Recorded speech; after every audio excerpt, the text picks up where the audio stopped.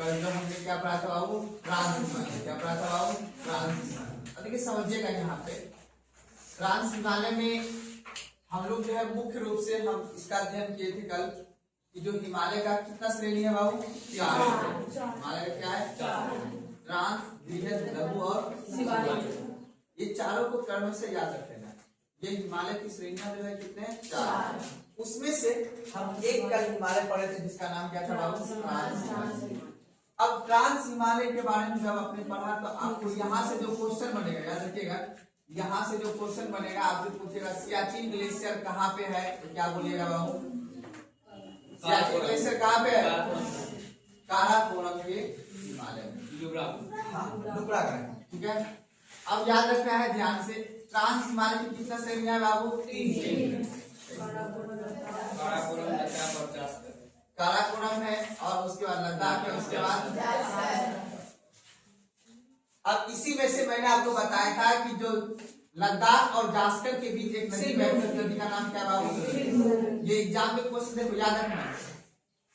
थोड़ा सा अभी के समय में और आने वाला एग्जाम के हिसाब से हिस्ट्री का क्वेश्चन सिर्फ वही वेटेज रहता है जो न्यूज में चलेगा कल्चरल दृष्टि से, लेकिन ज्योग्राफी की प्राकृतिक घटनाएं होती रहती है तो ज्योग्राफी से क्वेश्चन ज्यादा पूछते हैं, पर्यावरण से क्वेश्चन ज्यादा पूछते हैं, इकोनॉमिक्स से ज्यादा क्वेश्चन पूछते हैं, साइंस से ज्यादा क्वेश्चन पूछते हैं, चाहे ह्यूमन फिजियोलॉजी वगैरह हो। तो आपको ये ध्यान रखना है कि ज्योग्राफी वाला क्वेश्चन को आप थोड़ा सा ट्रिकी क्वेश्चन होता है, थोड़ा सा चैलेंजेस होता है, इसको ध्यान से समझना और मैप बेस्ड क्वेश्चन होता है, ठीक है ना। अब देखिए तो आपने देखा था काराकोरम पे विश्व की सबसे जो ग्लेशियर ऊंची है, यानी विश्व का सबसे युद्ध स्थल है, ठीक है ना, सेना के लिए, जिसका नाम क्या है, सियाचिन ग्लेशियर, जो कहाँ पड़ता है, नुब्रा। अब याद रखना है, अगर आप इमेजिन कर पाओ तो आप समझिएगा दो पर्वतों के बीच में जो रास्ता होती है उसको हम लोग क्या बोलते हैं जी, घाटी बोलते हैं। दो पर्वतों के बीच में जो प्लेन एरिया होगा, मैदानी भाग होगा, उसको हम लोग क्या बोलेंगे, घाटी बोलेंगे। अभी और भी घाटी को पढ़ेंगे। अब ये घाटी क्या होती है, इसी घाटी के बीच में क्या होती है, रिवर बहती है, नदियां बहती है, ठीक है। जैसे आपने देखा ये लद्दाख और जास्कर के बीच में क्या बह रही है, नदियां बह रही है, तो कभी न कभी ये पर्वत तो एक होगा, है ना। अब ये पर्वत एक दूसरे से जो अलग हुआ, ये कैसे हुआ, ये नदी के माध्यम से क्या हुआ, ये नदी बहना प्रारंभ हुआ और एक पर्वत दोनों पर्वत में क्या हुआ, तो आपको ये पता है नवीन वलित पर्वत है, क्या है, नवीन। अभी भी ये पर्वत जीवित है, अभी भी इस पर्वत में कुछ ना कुछ प्राकृतिक घटनाएं होती रहती है। मेरी बात ना, पर्वत क्या बोले, हाँ इसमें मिनरल्स है। अभी ये जो हिमालय है, हिमालय मेरा 2 पर्वतों से बना है, मतलब 2 चट्टान से बना है। देखो चट्टान क्या पहले समझ लेना, ये हमारी पृथ्वी है ना। अब ये पृथ्वी के अंदर की संरचना में अगर जाओगे तो तुम्हें पता है कि नीचे में कोर है, ऊपर में मेटल है, और उसके ऊपर क्या है, क्रस्ट। पृथ्वी के 30 किलोमीटर जब नीचे आओगे, पृथ्वी के अर्थ जो सरफेस है, इसके नीचे 30 किलोमीटर गहरा जाओगे तो उसके बाद कौन सा भाग आएगा, मेंटल का भाग आएगा। तो मेंटल में क्या है बाबू, कई सारे अभी मेग्मा समझते हो, जलता हुआ आग का गोला है। हम लोग अभी 4 किलोमीटर नीचे ही जा पाए। आपको पता है कि दक्षिण अफ्रीका में जो सोना की खदान है, वहां पे जो अभी तक 4 किलोमीटर ही गड्ढा किया जाएगा, पूरा पृथ्वी की बात कर रहा हूँ, ठीक है ना। तो अभी उतना हम लोग गए नहीं, 30 किलोमीटर अंदर जाओगे तो उस हिसाब से यहाँ पे मेंटल का भाग मिलेगा। उसके नीचे जब जाओगे आप तो कोर का भाग, वहां पे क्या है, ऑलमोस्ट जो है लिक्विड फॉर्म में, जिस फॉर्म में आपका जैसे मान लो कि आपका शहद वगैरह होते हैं ना, घी वगैरह होते हैं, उसी फॉर्म में वहां पे जलता हुआ आग का गोला है नीचे कोर में। उससे थोड़ा सा गाढ़ा जैसे हो जाए, शक्कर जैसे शब्द होते हैं, वो मेंटल भाग में। यहीं से जब ये निकलेगा, जब उसको हम क्या बोलेंगे, लावा बोलेंगे। क्या बोलेंगे बाबू, लावा। अब यही आपके जाके जब ठंडा हो जाएगा तो इसको हम चट्टान बोलेंगे। क्या बोलेंगे, चट्टान बोलेंगे। तो ठंडा तो एक दिन में होगा नहीं, करोड़ों वर्ष लगेगा इसको ठंडा होने में। फिर यही चट्टान आगे चल के क्या बनेगा, खनिज बनेगा। बात को ना, तब जहां पे जिस तरह का चट्टान होगा वहां पे उस तरह का खनिज होगा। तो ज्योग्राफी में आप लोग को पढ़ाएगा कि चट्टान होता है 3 प्रकार के, एक होता है कायांत्रित चट्टान, एक होता है अवसादी, और एक कौन सा होता है जी, रूपांतरित नहीं, उसको हम लोग बोलते हैं अगण्य चट्टान, ठीक है ना। कयानृत को ही बोलते हैं हम लोग रूपांतरित चट्टान। हम बस उल्टा करके आपको बोलेंगे बस, और ज्यादा कुछ नहीं। तो पहले हो गए अगण्य, दूसरा होगा अवसादी, और तीसरा होगा रूपांतरित या कयानृत चट्टान। अब ये चट्टान कैसे बना है? चट्टान जो है, चट्टान यहाँ से लावा निकला, अब ये लावा पृथ्वी पे आ गया, मतलब अर्थ के सतह पे आ गया, है ना। अब ये लावा तो कहीं कहीं समुद्र में भी निकला होगा, है ना। जैसे मान लो कोई हिंद महासागर से ये निकल रहा है, ऐसे करके लावा ज्वालामुखी निकल रहा है, ठीक है ना। तो अब मान लो ये ज्वालामुखी, इसको निकलने की प्रक्रिया को हम बोलते हैं ज्वालामुखी, ठीक है, ज्वालामुखी। अब ये ज्वालामुखी निकला हो, अब जहां पे जो पर्वत है, कहीं से पृथ्वी फटा तो वहां से ज्वालामुखी निकला, कहीं आपस में टकराने से पर्वत बना हुआ है। तो कोई भी पर्वत को ज्वालामुखी पर्वत होती है। जैसे मेरा हिमालय है वो नवीन पर्वत, जब दो प्लेट जब आपस में टकराई तब जाके बना, ठीक है ना। लेकिन जो आपका अंडमान निकोबार का क्षेत्र है, अंडमान निकोबार जो है यहाँ पे आप लोग जानते होंगे, अंडमान निकोबार का जो क्षेत्र है यहाँ पे, ये तो इसका मेन भाग तो पानी के अंदर है। जो ये पर्वतों की चोटी है, पर्वतों की जो चोटी है उस पे ना ये सार बसा हुआ है, अंडमान निकोबार वगैरह, उसका तो मेन सतह तो डूबा हुआ है पानी के अंदर। तो पर्वत पानी के अंदर, महासागर में भी कई सारे पर्वत होता है। आपने टाइटेनिक जो जहाज डूबा था, टाइटेनिक जहाज कैसे डूबा था? पर्वत से टकरा गया था, ग्लेशियर से टकराने के बाद वो डूब गया, ठीक है ना। तो हमारे समुद्र, अब सोचो 11 किलोमीटर गहरा है प्रशांत महासागर, 11 किलोमीटर गहरा है 11। तो आप कल्पना करके देखो कि 11 किलोमीटर कितनी बड़ी चीज होती है ना। अपना लगभग 8.5 किलोमीटर अपना प्रशांत बंगाल की खाड़ी है गहरा, बंगाल खाड़ी अपना पड़ोसी जो है ना, अपना ये वाला क्षेत्र, ये 8 किलोमीटर गड्ढा है। यहाँ से आप जाओगे तो इसके नीचे जब पूरा एकदम अर्थ पे उसके सरफेस पे जाओगे तो 8 किलोमीटर गहरा है। यहाँ सब पनडुब्बी वगैरह रहता है, छिप के 5-4 किलोमीटर के बीच में रहता है पनडुब्बी वगैरह, नॉर्मल बात ना। तो उस कहने का मेरा मतलब है कि आप ज्योग्राफी को अगर एग्जीक्यूट करोगे तो आप समझ पाओगे कि ये प्राकृतिक चीज हुआ कैसे। और बाबू ये इतिहास नहीं है, यहाँ पे अरबों वर्ष लगा हुआ है, अरबों वर्ष लग के जाके तब ये पृथ्वी इतना बड़ा सा बना हुआ है। आपका जो चट्टान निकलता है, आपका जो ट्रांस हिमालय है, ये जो है बाबू कुछ आपका जो यहाँ पे अगण्य चट्टान है और कुछ यहाँ पे अवसादी चट्टान। कौन चट्टान है? अवसादी। नदी के द्वारा, अब ये कभी कभी अगण्य चट्टान है, अब अगण्य चट्टान है तो इससे अब ये नदी निकला। नदी कैसे निकला? यहाँ पे ग्लेशियर बना। अब ग्लेशियर कैसे आया? ऊपर से, है ना, बर्फ बना। अब बर्फ, अब वहीं पे बर्फ वाला, क्योंकि यहाँ पे तापमान कम है तो इसलिए जो बादल बन के जो टूटेगा वो बर्फ के फॉर्म में टूटेगा। बर्फ पिघलेगा कब? जब वहां पे तापमान रहेगा। तो आपको अगर देखोगे ये विषुवत रेखा वाला क्षेत्र में, ये विषुवत रेखा वाला क्षेत्र में कभी भी बर्फ है? यहाँ पे कभी सुने हो सऊदी अरब में बर्फ है? कभी सुने हो कांगो में बर्फ है? कभी नहीं सुने हो बर्फ है। क्यों? क्योंकि ये विषुवत रेखा वाला, यहाँ पे सन रोशनी ज्यादा पहुंचता है। आपको पता ही होगा, अगर देखो थोड़ा समझोगे, अगर आपको पता है पृथ्वी झुका हुआ है तो पृथ्वी का ये वाला जो क्षेत्र रहता है, विषुवत रेखा वाला जो क्षेत्र है, यहीं पे क्या है? तापमान ज्यादा रहता है। अब देखिए इसके ऊपर जाओगे चले तो आप कहाँ पे? यूरोप महाद्वीप में। यूरोप महाद्वीप में जब भी वर्षा होती है तो हिमपात वाली वर्षा होती है, मतलब बर्फ वाला वर्षा होता है। तो आप अब अपना भारत का एक दुर्भाग्य क्या है? दुर्भाग्य नहीं, अच्छी बात है कि ऊपर है कौन सा? शीतोष्ण कटिबंध, नीचे है उष्णकटिबंध। अगर भारत के बीचों बीच का रेखा नहीं होता, हम पूरा का पूरा शीतोष्ण कटिबंध में होते तो आज चेन्नई में भी ठंडा होता है ना, कन्याकुमारी में भी ठंडा होता, और हम लोग भी गोरे गोरे होते हैं, कि नहीं? हम लोग सांवला क्यों है? क्योंकि हम लोग किसके नजदीक है? नहीं, हम लोग का अगर पंजाब में होता तो आज हम लोग भी पंजाबी गोरा होते ही होता, जम्मू कश्मीर वाला और गोरा, उससे ऊपर अफगानिस्तान जाओगे उससे और गोरा, कजाकिस्तान जाओगे और गोरा, रूस जाओगे और गोरा। तो जैसे जैसे आप ऊपर बढ़ते जाओगे वैसा रंग भेद भी है, तो वो ज्योग्राफिकल सिचुएशन के हिसाब से ही है ना। तो उसी तरह का आपको याद। तो अब देखो यहाँ से अगण्य चट्टान बना, लेकिन यहाँ से फिर नदी निकला, एक ग्लेशियर पिघला। कैसे? थोड़ा थोड़ा तापमान पड़ा यहाँ पे, और तापमान पड़ा जिस वजह से ग्लेशियर क्या होता था? पिघलने लगा। और ग्लेशियर कब पिघलेगा? जब कर्क रेखा पे सन की रोशनी आएगी। तो कर्क रेखा पे जब सन की रोशनी आएगी कब? अब जून के महीना में। अब धीरे बर्फ पिघल रहा होगा, मार्च से ही बर्फ पिघलना प्रारंभ हो गया होगा, अप्रैल में बर्फ पिघलेगा, मई में बर्फ पिघलेगा, जून में देखना थोड़ा थोड़ा नदी आना प्रारंभ हो जाता है। तो याद रखना, वो जो वर्षा, अभी जो वर्षा होता है अपने यहाँ जो नदी में बाढ़ लाता है वो वर्षा छोटा मोटा है अपने इधर, ठीक है ना। मेन वर्षा तो इधर पड़ता है, इधर ये पश्चिमी घाट में वर्षा पड़ता है, ठीक है ना। तो इधर के जो नदी है कृष्णा, कावेरी, गोदावरी सब जो नदियां हैं, ठीक है ना, इस नदियों में जो थोड़ा पानी आता है वो वर्षा पे डिपेंडेंट रहता है। लेकिन अपन लोग के जो नदी बहती है, गंगा हो, कोसी हो, गंडक हो, ये सब नदी बहती है, ये पूरा का पूरा बाबू आपको हिमालय के ग्लेशियर से निकलती है पिघल के, वो पानी। अपना ऐसे है, ऐसे मतलब अपना बिहार यहाँ पे है और नेपाल इस जगह है, तो हिमालय का हम लोग स्रोत में है, इसलिए जो भी नदी निकलती है सब इधर से निकल जाती है। यानी ये वाला भाग ऊंचा है, ये वाला भाग नीचा है, क्योंकि हम लोग मैदानी भाग में, तो जो नदी इधर में बहेगी, नदी किधर बहेगी, इधर बहेगी, इधर बिहार है उधर में बहेगी, इसीलिए अपना लोग को बाढ़ बहुत ज्यादा आता है। बिहार इस गंडक नदी से और कोसी नदी से भारी क्षति हो जाता है, ठीक है ना, भारी क्षति हो जाता है।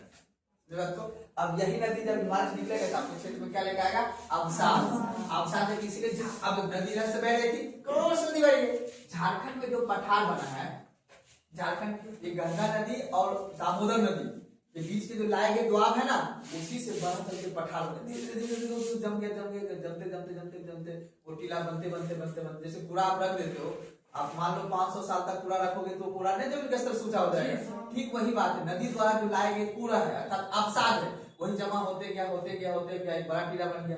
अब वो जब नदी आ रहा था उसके साथ में क्या, लकड़ी, जंगल से नदी बह रही थी, कहीं जंगल से वन से बह रही थी, तो उसके साथ में क्या है, लकड़ी आ गया, लकड़ी आ गया, वही उसके पूरा के नीचे में दब के रह गया, उसको जब खोल तो डिकम्पोज हुआ तो खोया बना।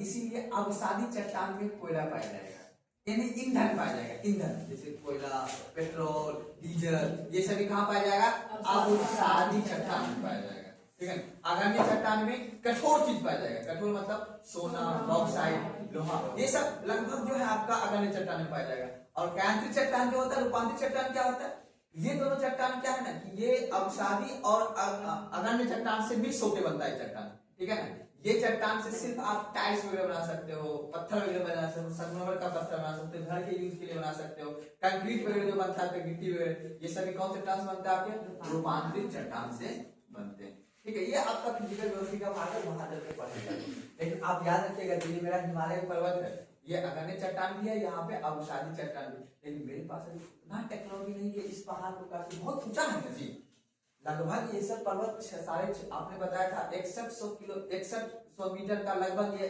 हिमालय का एवरेज हो, इससे ज्यादा भी हो सकता है, कुछ चोटी इससे ज्यादा भी है, समझ लो की बात, कंचनजंगा सब बहुत ऊंचा है, तो कहने का मतलब इतना अभी इससे अंदर निकालने के लिए खनिज अभी उतना मेरे पास संसाधन नहीं है, खर्च लगता है। अभी तो हम सही से टनल नहीं बना पाते, टनल समझते हो ना, बिल्कुल जाने के लिए रोड, अब मान लो इधर जो रोड, मान लो किसी को जाना है लेह, अब इसके बीच में रास्ता बनेगा, पहाड़ को काट के रास्ता नीचे से निकालेंगे, तो अटल टनल वगैरह जो बना है आप लोग पढ़ते होंगे, अभी पढ़ाऊंगा आगे चल के, मैं आपको पढ़ाऊंगा दर्रा, दो पर्वतों के बीच की जो संकीर्ण रास्ता होता है उसको क्या बोलते हैं, दर्रा बोलते हैं या पासेज बोलते हैं, अंग्रेजी में पास बोलते हैं, ठीक है ना। जब पर्वतों आपस में दरार हो गया, जब पर्वतों में भूकंप आया, भूकंप में पर्वतों में क्या हो गया, दरार हो गया, तो उससे क्या बन गया, दर्रा बन गया, संकीर्ण रास्ता, उसी को आजकल हम लोग जो क्या बना देते हैं, उधर बीच से क्या निकाल देते हैं, रोड वगैरह निकाल देते हैं, टनल वगैरह निकाल देते हैं, जिससे कि हम लोग उससे अपना अर्थव्यवस्था को मजबूत करते हैं, उससे व्यापार वगैरह करते हैं। अब मान लो उधर का लद्दाख का आदमी को आना होगा देहरादून,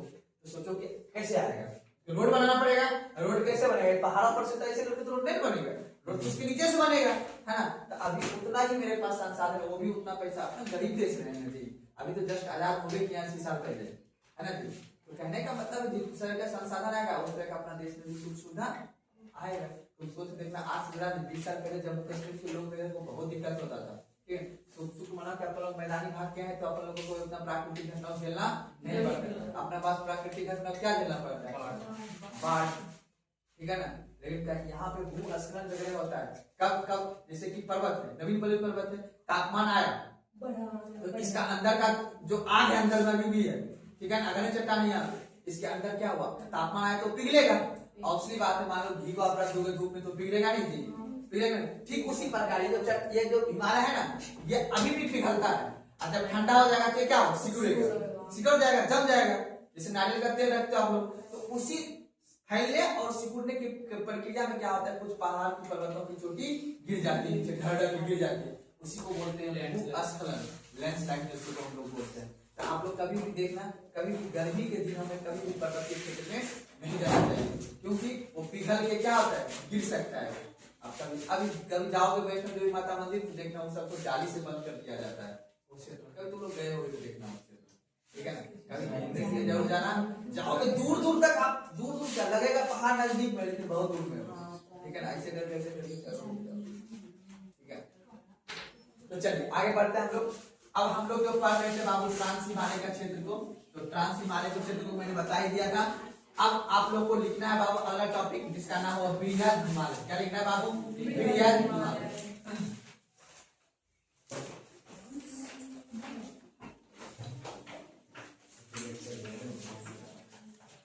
बृहद हिमालय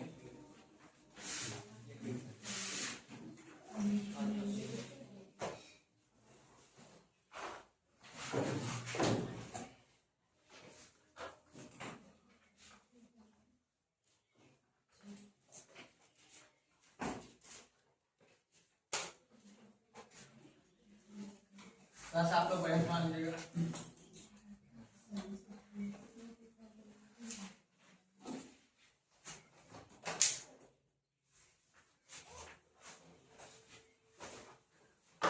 सबसे उत्तरी चोटी आपका हो जाएगा यहाँ पे, सबसे उत्तरी चोटी नामचा पर्वत, यहाँ पे नामचा पर्वत, यहाँ पे लिख दीजिएगा नंगा पर्वत।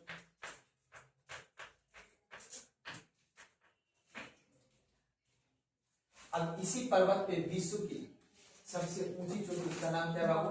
माउंटेन। कहाँ पे है? नेपाल में। अपने देश में नहीं, कहाँ पे? नेपाल में।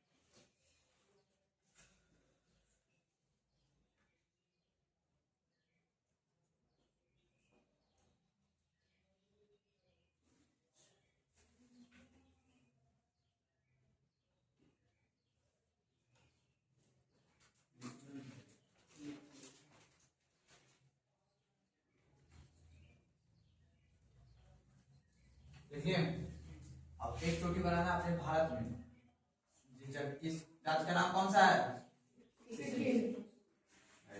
कंचनजंगा। हाँ बोलिए। नंगा पर्वत तो जास्कर का ना ऊंची चोटी है। हाँ बिल्कुल जास्कर का ही ऊंची चोटी है वो, लेकिन इस हिमालय के पश्चिमी भाग को हम नंगा पर्वत बोलते हैं, ठीक है ना। जास्कर से नीचे ऊंची चोटी नंगा पर्वत है ना, वो भी इसी का भाग है, बृहद हिमालय का ही भाग है। तो इसको हम सबसे पश्चिमी चोटी बोलते हैं और पूर्वी चोटी बोलते हैं नामचा पर्वत। दोनों एक ही पर्वत का नाम है।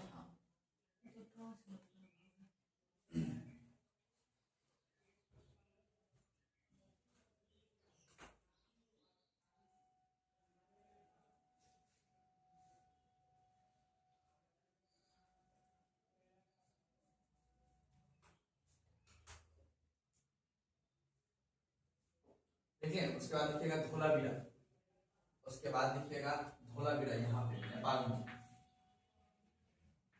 धोलावीरा, धोलावीरा। उसके बाद लिखिएगा अन्नपूर्णा, यहाँ पे अन्नपूर्णा नेपाल। हाँ सब नेपाल में लिखना है, कंचनजंगा को छोड़ के।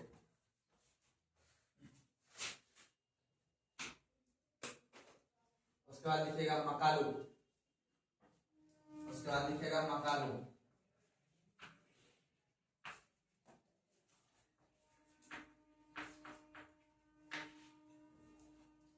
बद्रीनाथ का नाम सुने हैं? केदारनाथ। जी सर बिल्कुल, वो सभी इसी पे है, एग्जाम में पूछता है क्वेश्चन। मतलब नेपाल जाना पड़ता है तो कैलाश पर्वत पे चीन जाना नहीं पड़ता हम लोग को, तभी तो युद्ध होता है तो हम लोग को बंद कर देता रास्ता ना। ऐसे न्यूज में जी सर। कभी जब डोकलाम में युद्ध हो रहा था हम लोग के चाइना और उसके बीच तनातनी नहीं हो गया था ना, तो हम लोग को जाने के बंद कर दिया था। अब शिव जी चले गए वहां, तब क्या करें हम लोग? है। कैलाश एक ही रास्ता नहीं, वो जिस जग में कैलाश पर्वत है ना, वो अक्साई चीन है, वो चीन हमसे युद्ध करके जीत लिया वो क्षेत्र, तो उसका ना हो गया है, उसका सेना है वहां पे। लेकिन हिंदू का पवित्र स्थल है, तो आप पब्लिक को अट्रैक्ट करने के लिए हम देखो हम मेरा देसी है, ठीक है ना, तो हाँ वो लोग आने के लिए देता है हम लोग को दर्शन वगैरह करने के लिए। जब उससे मित्रवत संबंध रहता है तब तक ही, तभी तो उसका मोबाइल हम खरीदते ओप्पो वीवो ना, हम लोग को जाने देगा तो हम नहीं कर देंगे। सर मजबूरी है, खरीदना पड़ता है, के पास है सर पावर, इंडिया में नहीं है पावर। हाँ बस इतने समझ लो, ये है सच्चाई बात है कि नहीं? नहीं खरीदेंगे तो इंडिया चलेगा कैसे? शक्ति का अगर आप लोग के पास दम नहीं है कि आप मोबाइल बना पाए, एगो नोकिया बनाए, एगो रिलायंस बनाए, वो नहीं चल पाएगा। सर नोकिया भी दूसरा कंपनी है सर, दूसरे देश का कंपनी है। उतना इंटेलिजेंट है हम लोग। अब तुम सोचो कि हम लोग सर रिलायंस भी जो बनाया था वो भी तो चाइना से इंपोर्ट ही था। आईफोन वगैरह लगभग सब अमीर आदमी, लगभग सब अमीर आदमी आईफोन यूज करता है। आईफोन विदेश की कंपनी है ना, बिल्कुल अमेरिकन। हम लोग सब पैसा देते हैं उसको विदेश को, हमारा सब यहाँ से डॉलर पे चला जाता है। वो हम लोग क्या बनाते हैं, टमाटर प्याज आलू, इससे क्या होने वाला है? वो भी सर हाइब्रिड है, मुझे हाइब्रिड है कुछ भी चीज है हाइब्रिड है सर, उसमें भी फर्टिलाइजर रसिया से इंपोर्ट होता है। चलिए आइए लिखिए, अब लिखिए ये सब।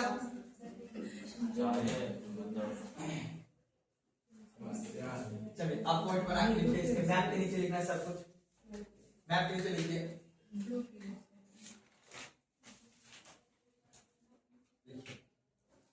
फिर स्लाइड नीचे लिखिए, मैप के नीचे लिखिए। इसका नाम हिमाद्री, इसका नाम हिमाद्री, इसका नाम हिमाद्री, कोमा सर्वोच्च हिमालय, इसका नाम हिमाद्री कोमा सर्वोच्च हिमालय, शॉर्ट में लिख दीजिएगा, सर्वोच्च हिमालय कोमा महान कोमा महान हिमालय, शॉर्ट में हिमाद्री सर्वोच्च हिमालय कोमा महान हिमालय एवं आंतरिक हिमालय के नाम से, एवं आंतरिक हिमालय के नाम से जाना जाता है। पहले लिखना है हिमाद्री हिमालय, दूसरा सर्वोच्च हिमालय, तीसरा महान हिमालय एवं आंतरिक हिमालय के नाम से जाना जाता है। अब क्या नाम हो गया इसका? पहला बृहद हिमालय तो टॉपिक लिखा है, उसके बाद हिमाद्री, सर्वोच्च हिमालय, महान हिमालय या आंतरिक हिमालय। क्वेश्चन पूछेगा निम्नलिखित में से किस हिमालय पर विश्व की सर्वोच्च चोटी स्थित है, तो क्या बोलना है? बृहद हिमालय बोलो या महान बोलो या आंतरिक बोलो या हिमाद्री बोलो, कोई भी दिक्कत नहीं है, इनका नाम रखा गया है, ठीक है ना। चलिए अगला पॉइंट लिखिएगा इसी को।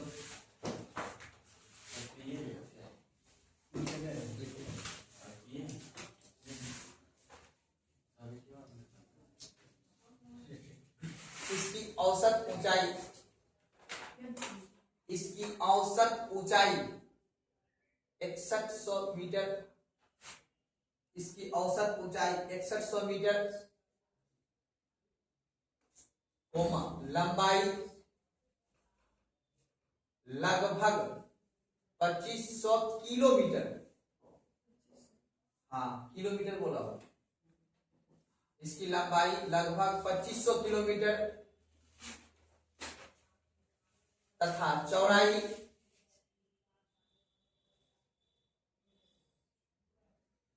25 किलोमीटर, चौड़ाई बोलना याद रखना है 25 किलोमीटर।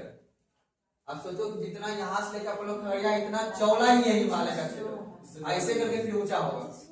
मान लो कि वहां से लेके खगड़िया इतना दूरी, यानी गोछाड़ी से लेके खगड़िया लगभग 25 किलोमीटर है, ठीक है ना। वहां से इतनी चौड़ाई भाग क्या है इसकी, हिमालय की चौड़ाई है। अब इसी की औसत ऊंचाई मैंने बताया लगभग 6 किलोमीटर ऊंचाई है। तो आप सोच लो कि इस क्षेत्र में इतने ऊंचाई हिमालय है, और लंबाई देख लो कितना है 2500 किलोमीटर। कितना है बाबू? लंबाई 2500 किलोमीटर। यहाँ से लेके यहाँ तक की जो दूरी है वो कितना है बाबू? 2500 किलोमीटर। और जो इसकी चौड़ाई है तो ये इतना सा दिख रहा है ना, इतना चौड़ाई नहीं है। कितना चौड़ाई है बाबू? ये 25 किलोमीटर ये चौड़ा है बाबू। और ऊंचाई कितना है? किलोमीटर अर्थात 6100 मीटर। बात। तो आप सिर्फ इमेजिन करके देखो कि इस विशाल हिमालय में अगर सही से खनिज पाया जाएगा तो कितनी खनिज निकलेगा इससे। लेकिन इसको खनिज निकालने में प्राकृतिक घटनाएं काफी ज्यादा हुई। ये भूकंप वाला क्षेत्र है, आपको पता है नेपाल में काफी भूकंप आया था एक बार, पता है। और तीव्र गति से जब भूकंप आएगा तो इससे जो खनिज निकाल के आप लोग घर बनाओगे, पक्का ढालोगे, अमीर बनोगे, वो एक दिन में सब लेके खत्म हो जाएगा। हिमालय को अगर छेड़ेंगे फिर तो नदी में प्रभाव पड़ेगा। वही ना आपको आगे समझा रहे हैं। आपने जो पूछा था सर खनिज संसाधन क्यों नहीं निकाल पा रहे हैं इससे, एक तो पहली बात है उतना टेक्नोलॉजी नहीं है, दूसरी बात है कि अगर हम प्राकृतिक घटनाओं को अगर हम मतलब उसका दोहन करेंगे तो उसकी घटनाओं को भी झेलने के लिए हमें तैयार होना पड़ेगा। आप प्राकृतिक घटना, प्राकृतिक चीज को अगर पेड़ पौधे को क्यों नहीं काटते, आप पेड़ पौधा काटेगा आपको ऑक्सीजन नहीं मिलेगा, आपको साफ पर्यावरण नहीं मिलेगा, आपको एयर क्वालिटी सही से नहीं मिलेगा। वही बात है कि अगर प्राकृतिक पहाड़ पर्वतों को अगर आप तोड़िएगा तो आप भूकंप झेलने के लिए तैयार रहिएगा। आपको नदी सही नहीं मिलेगा, आपको पानी सही नहीं मिलेगा, तो आपको कहीं ना कहीं दिक्कत होगी। तुम्हारा भी बात ना इससे प्यार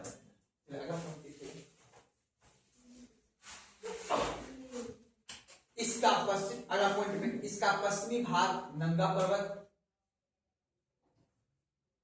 इसका पश्चिमी भाग नंगा पर्वत तथा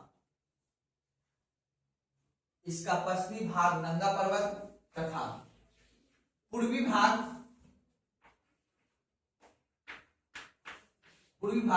नामचा बरवा है। पूर्वी भाग नामचा बरवा है।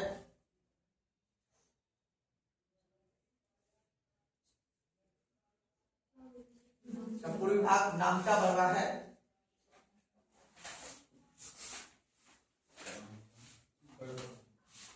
अब उनको समझना, अब ये हिमालय आप महसूस करना है। इस हिमालय के उत्तर से एक यहाँ पे बड़ा सा झील है। झील क्या होता है, जिसके चारों ओर स्थल होता है और बीच में क्या हो, पानी, उसको बोलते हैं झील। स्वच्छ पानी, यानी पर्वतों के बीच में या पहाड़ों के बीच में जो नदियां होती है, पानी स्थित होते हैं ना, उसको क्या बोलते हैं, झील। जैसे गाँव वगैरह में तालाब होते हैं ना, चारों ओर स्थल हो, रोड के चारों रोड हो, बीच में पानी, तो क्या बोलते हैं, तालाब बोल देते हैं हम लोग। लेकिन वो रुका हुआ पानी रहता है, ये झील में लगभग चलता हुआ पानी रहता है, ठीक है ना, ठंडा पानी सा रहता है। इसको क्या बोलेंगे हम लोग, झील बोलेंगे। तो चारों ओर क्या हो, पहाड़। अब आपको बोलेगा जल प्रपात, जब पहाड़ों से ऊपर से पानी नीचे गिरे यानी स्थल पे, उसको क्या बोलेंगे, जल प्रपात। अभी देख लो आप लोग का जल प्रपात देखे हो नवादा वगैरह जो है, आप लोग देखे हो नवादा वगैरह गए होंगे, जम्मू वगैरह, आप काश्मीर वगैरह जाइएगा तो वहां से ऊपरों से क्या गिर रहा है, पानी गिर रहा है नीचे, इसको हम लोग क्या बोलते हैं, झरना बोलो या जल प्रपात। ज्योग्राफी भाषा क्या बोलते हैं, जल प्रपात। और सबसे सुंदर जल प्रपात है बाबू आपका मध्य प्रदेश में अमरकंटक में। कहाँ पे है, अमरकंटक। अपना मध्य प्रदेश जाओगे ना, अब वो याद रखना, ये वाला जो क्षेत्र है, ये वाला क्षेत्र भारत का ऊपर वाला क्षेत्र, पता है ना आपको, ऊपर वाला अंगारा लैंड, नीचे इधर अलग चीज है, इधर प्रायद्वीपीय भारत है, इसीलिए यहाँ पे पठार वगैरह है।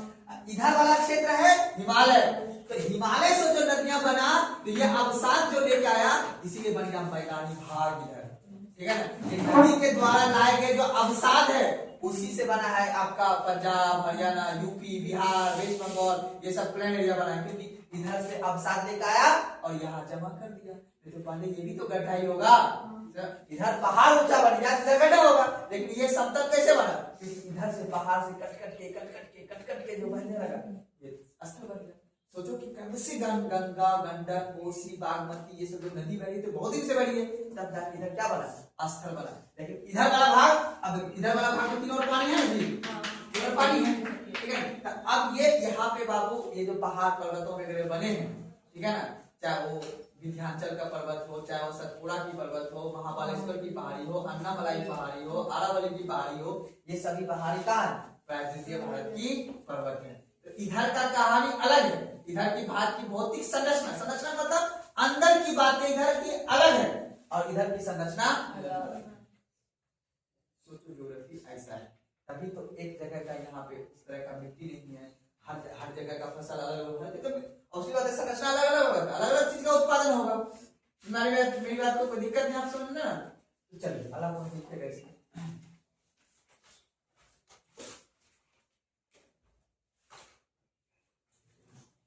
इसके उत्तर में, इसके उत्तर में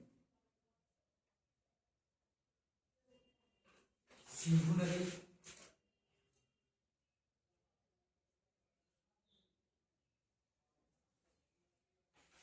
इसके एवं पूरब में ब्रह्मपुत्र नदी बहती है।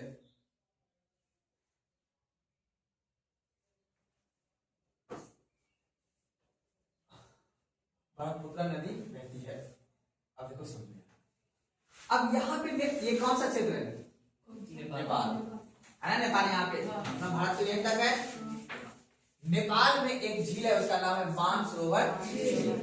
अब मानसरोवर झील को चाइना लोग बोलता है, ये नेपाल का क्षेत्र है, लेकिन नेपाल गरीब देश है ना, वो अपना कुछ नहीं रखता है, तो बोलते ज्यादा कुछ करोगे तो पूरा देंगे, ठीक है ना। छोटा सा देश है ये, गरीब देश है, यहाँ पे खेती नहीं होता है ना, पहाड़ पर्वत है ना, गरीब है इसलिए भौगोलिक सिचुएशन की वजह से गरीब है, ठीक है ना। है खनिज संसाधन, लेकिन उतना निकालने की क्षमता नहीं है, ठीक है। और उसके बाद तुमको पता है ऊपर कौन बैठा हुआ, चौधरी दक्षिण, है ना। तो याद रखना, मानसरोवर झील को चेमा युंगदुम ग्लेशियर बोलते हैं। क्या बोलते हैं? चेना वाला नाम है, चेमा युंगदुम ग्लेशियर, तो अपना हिसाब से नाम रखा हुआ। अब इसी से एक नदी ऐसे करके बह जाती है, ऐसे करके सिंधु, और एक नदी ऐसे करके ऐसे करके ऐसे करके ऐसे करके ऐसे करके ऐसे करके भारत में प्रवेश कर जाती है, उसका नाम है ब्रह्मपुत्र नदी।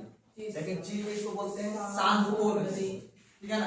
उसके बाद फिर आगे चलते, तो कहने का मतलब ये है कि अब इस पर्वत का, ये पर्वत का जो विस्तार है, उत्तर में सिंधु और पूर्व में ब्रह्मपुत्र नदी बात। चलिए अगला प्रश्न, इस पर्वत का अधिकांश क्षेत्र, इस पर्वत का अधिकांश क्षेत्र नेपाल में स्थित है। इस पर्वत का अधिकांश क्षेत्र नेपाल में स्थित है।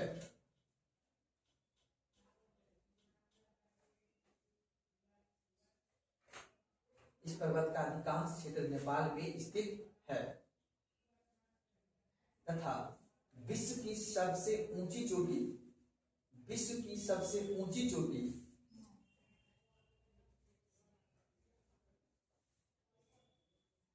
विश्व की सबसे ऊंची चोटी माउंट एवरेस्ट, विश्व की सबसे ऊंची चोटी माउंट एवरेस्ट, कोमा कंचनजंगा,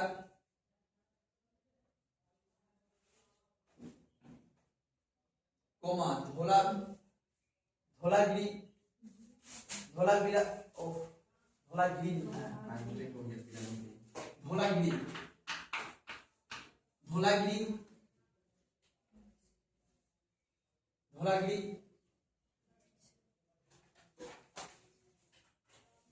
यह सभी पर्वत स्थित है, यह सभी पर्वत स्थित है।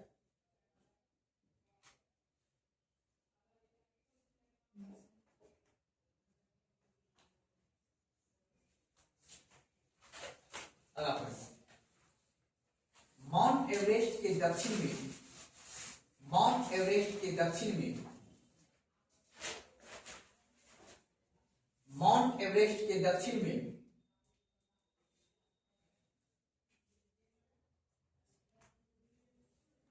अन्नपूर्णा, कोमा मकालू, कोमा नंदा देवी,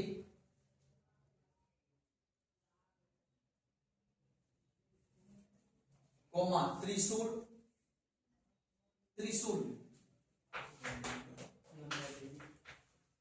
त्रिशूल, ये सब चोटी का नाम है, त्रिशूल। उसके बाद लिखिएगा बद्रीनाथ, बद्रीनाथ, उसके बाद लिखिएगा केदारनाथ,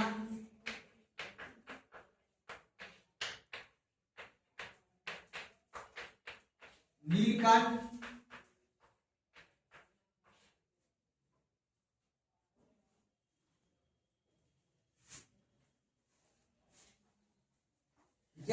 सभी चोटी वृहद हिमालय पर स्थित है।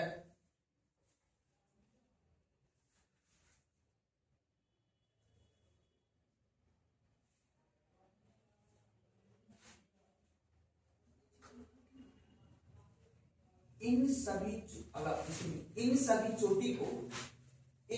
चोटी को पर्वतों की रानी, इन सभी चोटी को पर्वतों की रानी या सागर माथा कहा जाता है। इन सभी चोटी को पर्वतों की रानी या सागर माथा कहा जाता है।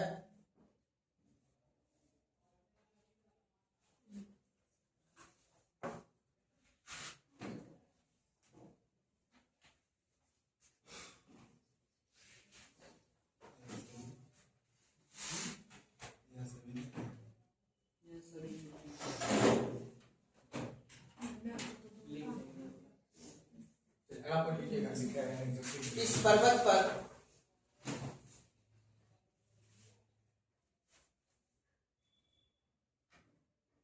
गंगोत्री ग्लेशियर, जहां से गंगा नदी निकलती है, इस पर्वत पर गंगोत्री ग्लेशियर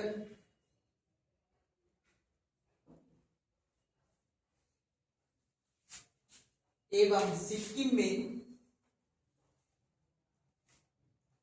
जेमू ग्लेशियर, सिक्किम में जेमू ग्लेशियर स्थित है।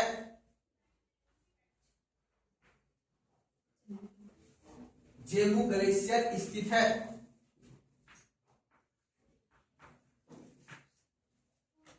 ठीक है, अब जेमू ग्लेशियर स्थित है। अब याद रखना, बृहद, देखो अब क्वेश्चन पूछता है गंगा नदी, यमुना नदी और तीस्ता नदी, ठीक है ना, इन नदियों का जन्म जो है किस हिमालय से होता है? क्या बोल रहा है? बृहद हिमालय, क्योंकि बृहद हिमालय सबसे ऊंचा है और इसी पे ग्लेशियर है। बर्फ का बड़ा सा टीला को क्या बोलेंगे? ग्लेशियर बोलेंगे। अब इसी ग्लेशियर अभी पिघलेगा, किससे क्या बनेगा? नदी बनेगा।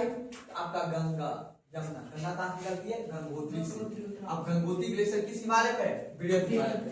अब गंगोत्री ग्लेशियर के बगल में ही एक पहाड़ी है जिसका नाम है बंदरपुछ। क्या नाम है जी? और बंदरपुछ पे ही पहाड़ी पर एक बर्फ का टुकड़ा बड़ा सा मतलब ग्लेशियर है, उसका नाम है यमुनोत्री। क्या नाम है? यमुनोत्री। तो यमुनोत्री से यमुना नदी, गंगोत्री से गंगा नदी और जेमू ग्लेशियर से तीस्ता नदी निकलती है। अब इन सभी नदियों का जन्म जो होता है कहां से, कौन से हिमालय से होता है? बृहद या महान हिमालय, जो भी बोल सकते हो।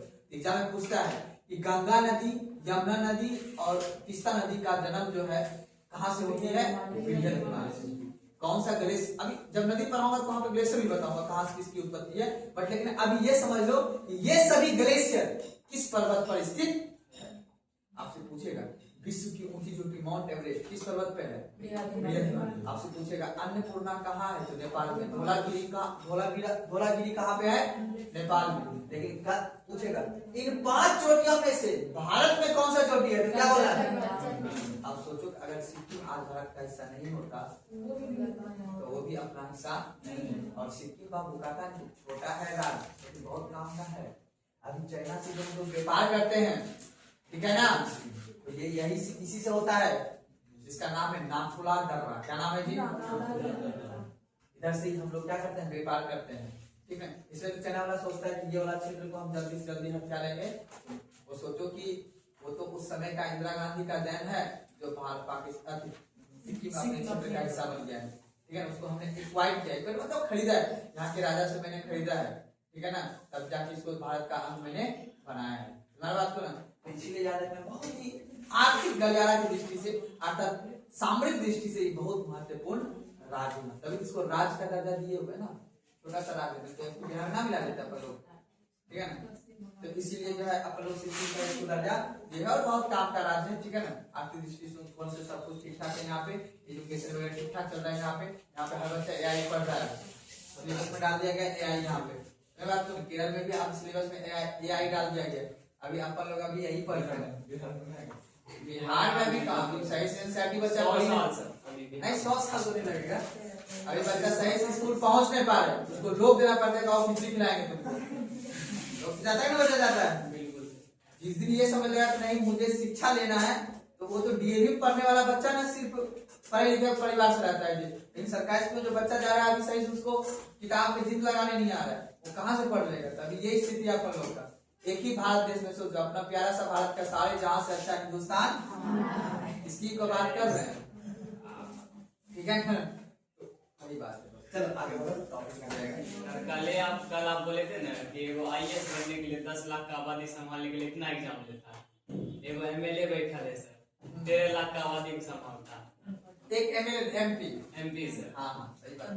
देखो तो संभाल चौधरी सर 7वीं फेल, पूरा बिहार संभाल मर्डर किया। वो अलग दुर्भाग्य है ना सर, बिहार में कितने हैं बताइए। सुनिए मेरी बात, जो विश्व का ज्ञाता था बिहार चौधरी 7वीं फेल चला। जिस पद पे बैठने के लिए जिस तरह की योग्यता रखा गया, उस योग्यता को अचीव करके वो पहुंचे हुए हो, ठीक है ना। लेकिन हाँ ये बात आप कह सकते हैं कि हाँ जो व्यक्ति पहुंचे, लेकिन अभी अपने यहाँ राजनीतिक अवेयरनेस इतनी नहीं है ना। हम लोग या आप लोग पढ़ लिए हैं तब इस तरह की बातें कर रहे हैं, लेकिन हमारे पीछे के जो पास्ट के जो व्यक्ति हैं, जिसको वोट देने का अधिकार अधिक संख्या में मिला हुआ है, ठीक है ना। मान लो 18 से लेके 25 एज ग्रुप वाले की संख्या तो कम होगा, लेकिन 25 से टिल डेट तक की संख्या तो ज्यादा होगा, है ना। वो तो पॉपुलेशन उतना बढ़ा नहीं है, तो उसे राजनीतिक चेतना तो उतना है नहीं। उनको जो बोला जाता है न्यूज में, जो पेपर में छपा जाता है, उसी के आधार पे वो अपना विचारधारा बनाते हैं और उसी के आधार पे वो अपना नेता को चुनते हैं, है ना।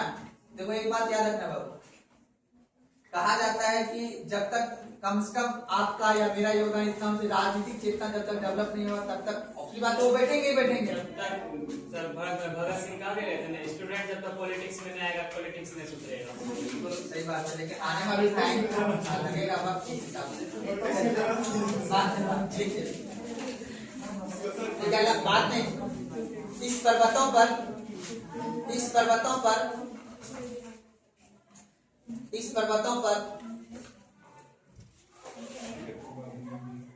सर टिकट दिलवा रहे। इस पर्वतों पर अनेक दर्रे पाए जाते हैं।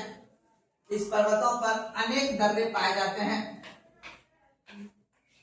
इस पर्वतों पर अनेक दर्रे पाए जाते हैं।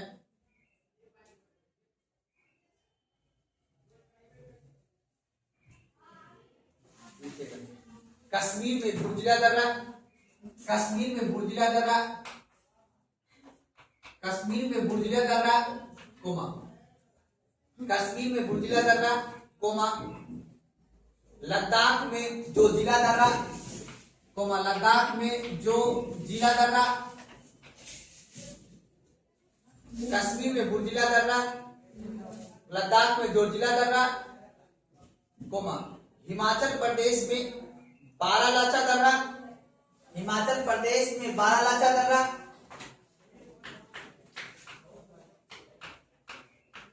हिमाचल प्रदेश में बारालाचा दर्रा,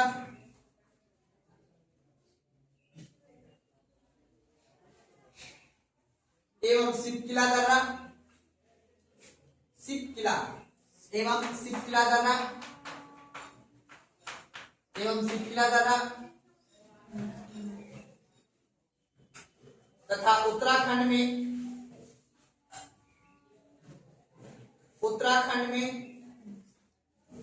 थांगला दर्रा, थांगला तथा उत्तराखंड में थांगला दर्रा एवं सिक्किम में नाथुला दर्रा, एवं सिक्किम में नाथुला दर्रा, सिक्किम में नाथुला दर्रा एवं जेलेपला,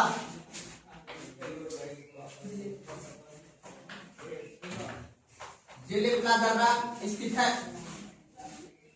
नाथुला दर्रा एवं जेलेपला दर्रा स्थित है।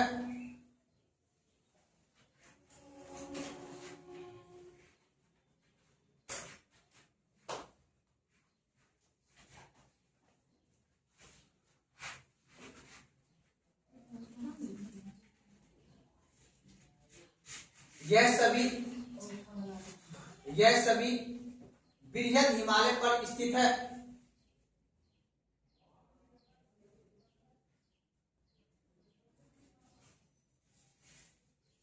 दर्रा पढ़ाऊंगा तब वहां पे एक विस्तार बताऊंगा, बस ये याद रखना। ये सब दर्रा कहाँ पे बाबू? बृहद हिमालय पे। एग्जाम में क्वेश्चन पूछता है। अब कुछ दर्रे जो है लघु हिमालय पे है। लघु समझ रहे हो ना? इसके बाद हिमालय का कौन सा आएगा? लघु हिमालय। इसके बाद कौन आएगा? शिवालिक। तो कुछ हिमालय, अब मान लो कि ऐसे करके रास्ता बना हुआ है, तो कुछ आदमी को इधर जाना है, जैसे कोई आदमी को देहरादून जाना है, उसको अलग तरह से क्रॉस करना पड़ेगा, है ना? तो उस हिसाब से हमें समझ लेना है। कोई दिक्कत समझ लेना। चलिए अगर टॉपिक लिखे आप लोग लघु हिमालय या मध्य हिमालय, टॉपिक लिखेगा लघु हिमालय या मध्य हिमालय।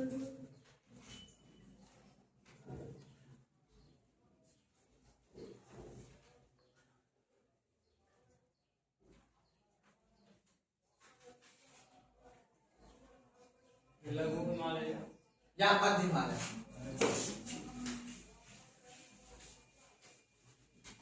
आप एग्जाम में याद रखिएगा, आपसे पूछा जाएगा। कितना टाइम हुआ जी? 9:02। आज बच्चा लोग कहाँ गया जी सारा? पीछे चल रहा है। एग्जाम चल रहा है क्या? अच्छा जी, समझिएगा अभी यहाँ पे।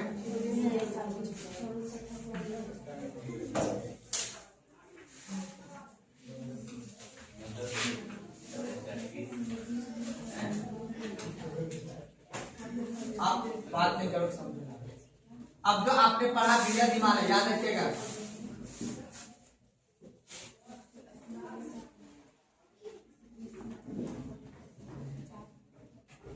अब विश्व की, अगर पूछेगा विश्व की सबसे ऊंची चोटी माउंट एवरेस्ट कहाँ पे है? नेपाल में। कंचनजंगा कहाँ पे है? सिक्किम में। केटू कहाँ पे? ट्रांस हिमालय पे। ट्रांस हिमालय का एक जिसका नाम क्या था? काराकोरम। तो काराकोरम पे केटू है ना? सुना मेरी बात ना? इसी को याद रखना है। उसके बाद कौन सा आएगा बाबू? लघु हिमालय। अब याद रखना है बाबू, लघु हिमालय पे ही कई सारे वन पाए जाते हैं, जंगल, जहाँ पे फर्नीचर वगैरह जो बनते हैं, या जो बैट बॉल जो बनते हैं, बैट की लकड़ी जो है किस हिमालय पे पाया जाएगा? लघु। एग्जाम में यही पूछेगा। औषधि के लिए, अर्थात जो दवाई बनते हैं, उसकी जो जड़ी बूटी जो बनते हैं, वो उस तरह का वन कहाँ पे पाया जाता है? लघु हिमालय। इस हिमालय पे कुछ आदमी रहते, जनजाति रहते हैं। और शिवालिक हिमालय पे उत्तराखंड बसा हुआ है। कौन सा बसा हुआ है? अब बाकी जो अपने इधर पढ़ा था एक ट्रांस हिमालय वगैरह बाबू, यहाँ पे अभी उतना आदमी बसा हुआ नहीं। इतनी ऊंची चोटी है कि यहाँ पे आदमी सर्वाइव करना मुश्किल है। लेकिन याद रखना, बृहद हिमालय का अधिकांश भाग किसमें है? नेपाल में है। तो अपने यहाँ जो है ना, अपने यहाँ सिर्फ जम्मू कश्मीर के क्षेत्र में है, कुछ हल्का हल्का हिमाचल प्रदेश में, लेकिन वहां इतनी ऊंची, क्योंकि नॉर्मल हाइट इसका 6100 मीटर, 600 तो 6 किलोमीटर बाद भी रहना थोड़ा सा सर्वाइव कर नहीं कर पाएगा। लेकिन उससे छोटा हाइट किसका है बाबू? लघु या मध्य हिमालय का। तो उसके बहुत से, उसका ऊंची चोटी पीर पंजाल। कौन सा बाबू? नाम सुने हो ना?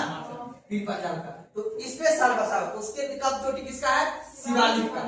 मैं बात करूं, आपको एक चीज याद रखना बाबू, ये सभी जो चोटी है बाबू, ये सभी जो चोटी है, ये सब कहाँ पाया जाता है बाबू? इस क्षेत्र में पाया जाता है। आज रहते रहते बच्चा कमाया थोड़ा सा, उसके बाद जो टॉपिक बंद कर दे इसको।